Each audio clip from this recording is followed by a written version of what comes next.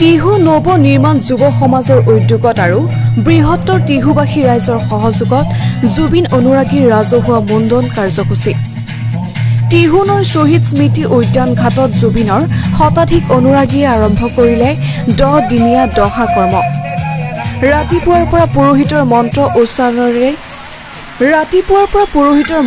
উচ্চাৰণেৰে মাংগলিক কৰ্মৰে মুণ্ডনৰ প্ৰাক মুহূৰ্তত বৈদিক ৰীতি-নীতি নিয়মেৰে মৰমৰ শিল্পী জুবিন গাৰ্গক প্ৰাণ ভৰি ভালপোৱা জুবিনৰ পুত্ৰ সম শানী তালুকদাৰে জুবিনৰ মৃত্যুত ম্ৰিয়মান হৈ পিতৃ ঢুকুৱাৰ পিছত পুত্ৰই যেনেকৈ মৃতকৰ কৰ্ম অনুসৰি মুণ্ডন কৰে ঠিক তেনেদৰে এই মুণ্ডন কৰে ইয়াৰ পিছতে শতাধিক যুৱকে এই মুণ্ডন কৰাৰ লগতে জুবিন গাৰ্গৰ ন্যায়িক তদন্ত দাবী কৰে পিতৃৰ মৃত্যুৰ পিছত সনাতনী সংস্কৃতিৰ লোকে যিদৰে ৰীতি-নীতি পালন কৰে ঠিক তেনেদৰে নিয়ম পালন কৰি আজি 10টা দিন পাৰ কৰিলে এই সকল জুবিন গাৰ্গৰ পুত্ৰই আজি 10 দিন সম্পূৰ্ণ হোৱাৰ পিছত আহাৰ গ্ৰহণ কৰিব বুলি মুণ্ডন কৰা প্ৰতিজন পুত্ৰই জানিবলৈ দিয়ে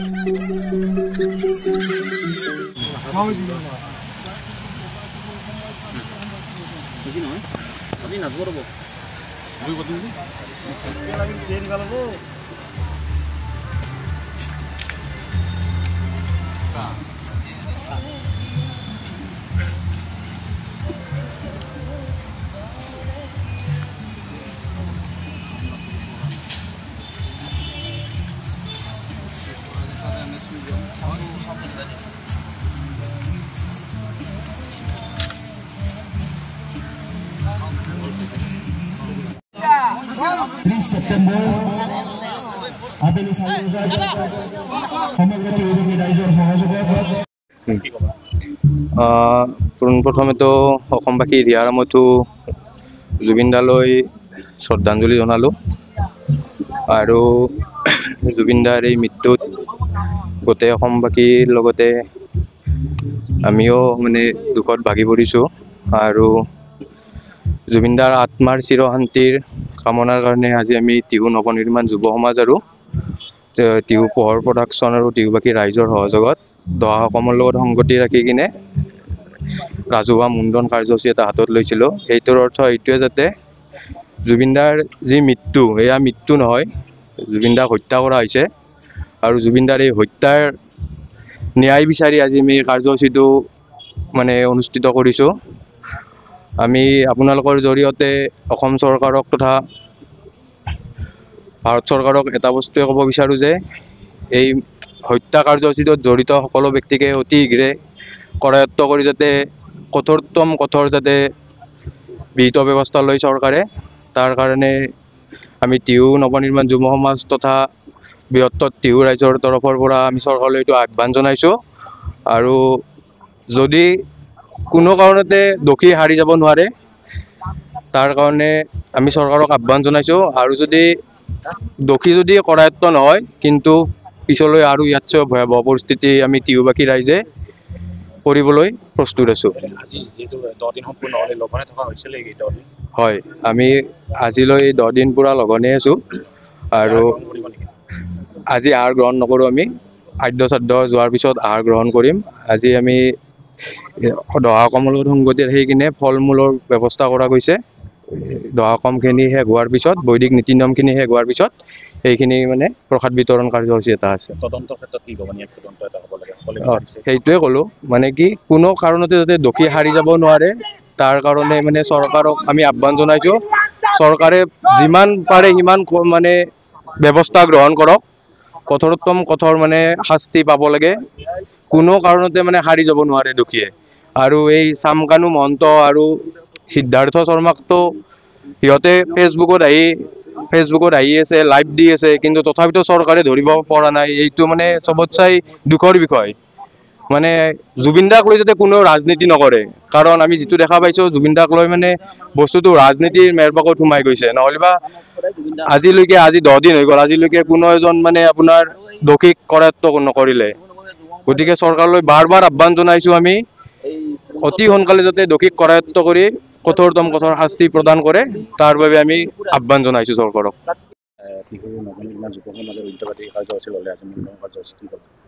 হয় টিহু নৱনিৰ্মাণ যুৱ সমাজৰ উদ্যোগত আজি আমি 10 দিনত জুবিনাৰ সকামৰ লগত সংগতি ৰাখি আজি আমি ৰাজহুৱা মুণ্ডন কাৰ্যসূচী তিহু নৱনিৰ্মাণ যুৱ সমাজৰ তৰফৰ পৰা আৰু তথা বৃহত্তৰ তিহুবাসী ৰাইজৰ সহযোগত এই অনুষ্ঠান আয়োজন কৰা হৈছে।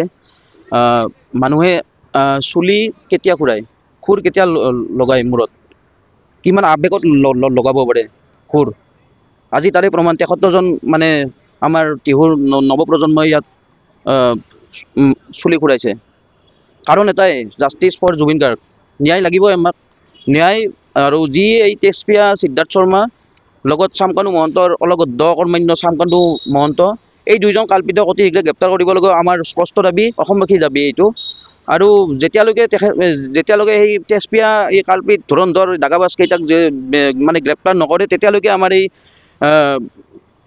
আন্দোলন, এই আমাৰ মুণ্ডন কাৰ্যসূচী যেনেকুৱা আন্দোলন, তেনেকুৱা আমি বিভিন্ন ধৰণৰ আন্দোলনৰ কাৰ্যসূচী আমি হাতত ল'ম। আৰু মুঠতে আমি এটাই কথা, এই তেজপ্ৰিয়া ধুৰন্ধৰ দাগাবাজ সিদ্ধাৰ্থ শৰ্মা আৰু চামকানু মহন্ত গ্ৰেপ্তাৰ নোহোৱালৈকে আমি জুবিন প্ৰেমী আমি কেতিয়াও ক্ষান্ত নহওঁ, এইটো স্পষ্ট কথা। যেতিয়া মানে জুবিনৰ এই আপোনাৰ ওচৰতে আহি পাইছিল, সেই মানে বাহনখনৰ আগে আগে আপোনাক দেখা গৈছিল, আগতে কেনে এটা অভিজ্ঞতা? সেয়ে মানে জুবিনদাৰ প্ৰতি যি মৰম আমাৰ অসমবাসীৰ, তাৰেই নিদৰ্শন। মানে 10 লাখ মানুহৰ সমাগম ধেমালি কথা নহয়। আৰু তাত আমিও তিহুৰ পৰা আমি 23জন জুবিন প্ৰেমী গৈছিলোঁ। আৰু সেই অনুষ্ঠানত ইমান আৱেগিক পৰিৱেশ এটা হৈছিল যে আমি তাত চাই থাকিব নোৱাৰিলোঁ। জুবিনদাৰ নশ্বৰ দেহলত আমি একে সমানত গতি কৰিছিলোঁ। আৰু মানে ক'বলৈ ভাষা নাই, সেইদিনাৰ যিটো পৰিৱেশ মনত আহিলে সঁচাকৈ আজি বহুত দুখ লাগে। আৰু সম্পূৰ্ণ 10 দিন লঘোণে আছে।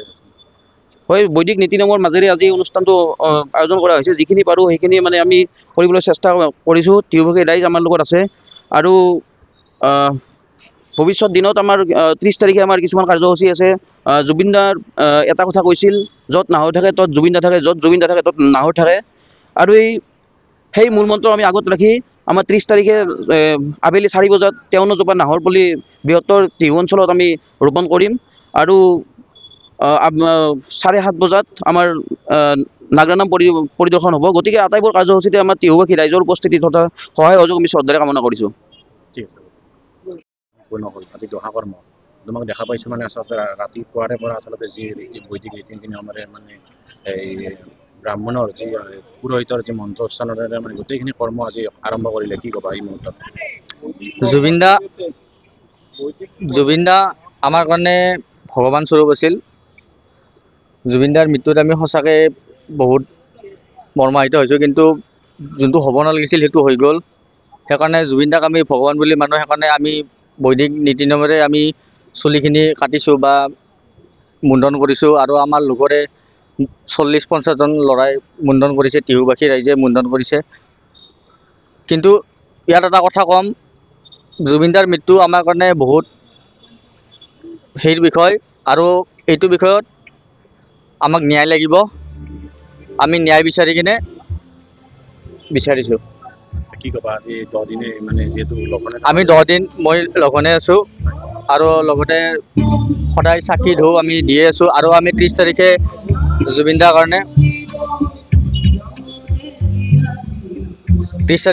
কাৰণে আমি নামো পাতিম। লগতে জুবিনদাই যিহেতুকে নাহৰ ভাল পাইছিল, আমি নাহৰ ৰুম। সেয়েহে আৰু সমূহ অসমবাসীকে আমি আমাৰ লগত থাকিব বা জুবিনদাৰ লগত থাকিব বিচাৰিছোঁ। কি ক'বা আজি মানে এনেকুৱা এটা পৰিস্থিতিৰ সন্মুখীন হ'ব লগা হৈছে? পৰিস্থিতিৰ সন্মুখীন আমি ভাবাই নাছিলোঁ এইটো যে হ'ব, কিন্তু তথাপিও যিহেতুকে হৈ গ'ল, সেয়েহে আমাক ন্যায় লাগে। আমি হিমন্ত বিশ্ব শৰ্মাক ক'ব খুজিছোঁ যে এই বিষয়টো সোনকালতে CID নহয় CBI দিয়ক, আৰু সোনকালতে ন্যায় লাগে আমাক। সিহঁতক ধৰি সংবাদ মাধ্যমত ওলাইছে যি মৃত্যু, এই মৃত্যু মানে হত্যাকাণ্ড। এইটোৱে একচুৱেলি মোৰ মতেও হত্যাকাণ্ডই।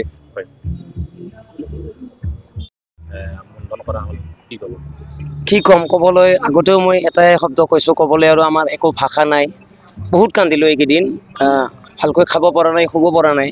এনেকুৱা এটা সম্পদ যে আমি হঠাৎ হেৰুৱাম, তাকো আমি আচলতে ভবা নাছিলোঁ।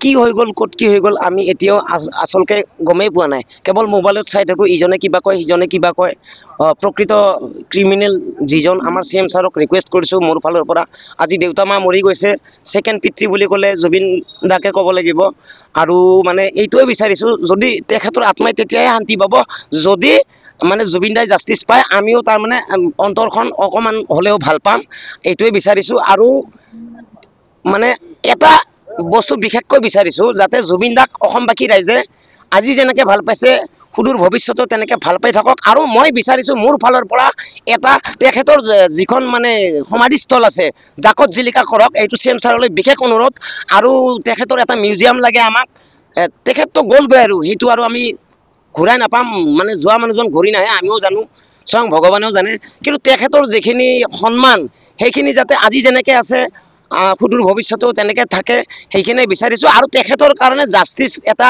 দাবী কৰিছোঁ তেখেতে জাষ্টিছ পাব লাগে আমি সেইকাৰণে আজি এই আমাৰ টিহু যুৱ মঞ্চৰ পৰা আমি এইখিনি মানে নিজৰ দেউতা সুলভ তেখেত আমি জাষ্টিছ বিচাৰি এইখিনি কৰিছোঁ আৰু তেখেতৰ আত্মাই শান্তি পাওক এইখিনিয়ে আৰু ক'বলগীয়া